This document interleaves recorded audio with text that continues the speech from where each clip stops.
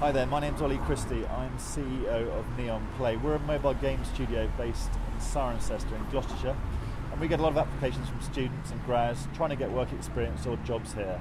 And the problem is, most of the applications are dreadful, and what we want to try and do is increase your chances of getting a job with some top tips which will help you get into the games industry.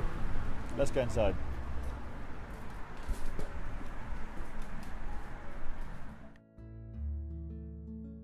The first way you're probably going to contact a company is via email. I wouldn't bother with a letter. So it's very important that you make a good first impression because they really do last. So don't write dear sir/madam, that's just lazy. Find out who you want to approach and speak to. Could it be the MD, could be the head of HR. But also then find out a little bit about the company, because that first covering letter, that first email is hugely important. So be a bit conversational, say why you want to work at that company, say what skills you've got very, very quickly, and then attach a CV and a portfolio, and that's the good place to start. For me, CVs are pretty dull, and they're all very, very similar. Everyone's been to school, university, got hobbies, interests, worked in restaurants and bars and stuff. But I think it's very important to have a top 2 or 3 liner about you and why you could be such a good potential employee. And then secondly, don't save references on request. Why not just give them? So get 2 good references, because that could be a great way to persuade me to take you to the next level. For me, the most important thing is the portfolio. Ideally as a URL, your own website, or as a PDF if necessary. And this is your real chance to impress because it's visual, I can see it, I can really understand what your skills are. So if you're an artist, do some fantastic screenshots of your games, whatever you've done in your course. And then if you're a games developer, ideally have links to games that you've done. If not, videos will suffice, because that will give you a chance to see how good the games that you've made are. These days, everyone's using social media, and employers will check your Facebook page, so just be careful about your Facebook profile picture and it's not you getting caned in Ibiza, and check your privacy settings. Now, getting onto LinkedIn is a good idea. It's essentially Facebook for business, so get on LinkedIn and it'll make you look more professional. And finally, Twitter. It's good to get onto Twitter because it's a great way to engage with companies, with industry, and it shows your passion for that industry you want to get into. Now, the interview is the chance for you to sell yourself, and we actually only interview about 5 to 10% of people who actually apply to the company, so it really is a gilt-edged opportunity.